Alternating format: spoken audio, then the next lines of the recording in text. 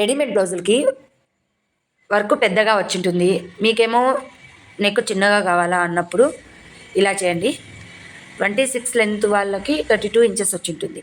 అప్పుడు ఏం చేస్తారంటే మీ నార్మల్ బ్లౌజు నెక్ వెడల్పు ఎలా ఉంటుందో అలాగే లైనింగ్ కట్ చేసుకునేసి, ఒకవేళ షేపులు వచ్చింటుందంటే వర్క్కి షేపులు కట్ చేసుకొని రౌండ్ నెక్ వచ్చింటే రౌండ్ నెక్ కట్ చేసుకోండి. మెయిన్ ఫ్యాబ్రిక్ పైన లైనింగ్ని మెయిన్ ఫ్యాబ్రిక్ లైనింగ్ మిడిల్ చూసుకొని కరెక్ట్గా వన్ సైడ్ స్టిచ్ చేసేయండి ఫస్ట్. తర్వాత ఇంకొక సైడు స్టిచ్ చేయండి.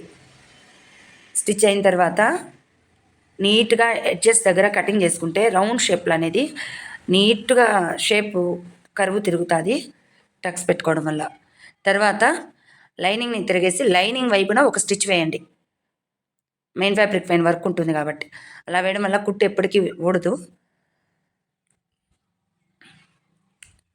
ఇలాంటి మరిన్ని వీడియోస్ కోసం నా ఛానల్ని ఫాలో చేయండి. ఫైనల్ లుక్ చూడండి. మీకు ఏమైనా టైలరింగ్లో డౌట్స్ ఉన్నా నా రీల్ కింద కామెంట్ చేయండి, ఖచ్చితంగా మీకు రిప్లై ఇస్తాను. పర్సనల్గా కూడా మీకు స్టిచ్చింగ్ గురించి ఐడియాస్ ఇస్తాను. ఫైనల్ లుక్ చూడండి ఎంత బాగా వచ్చిందో. ముందర ఫ్యాబ్రిక్ ఉంటే వర్క్ లుక్ ఉండదు.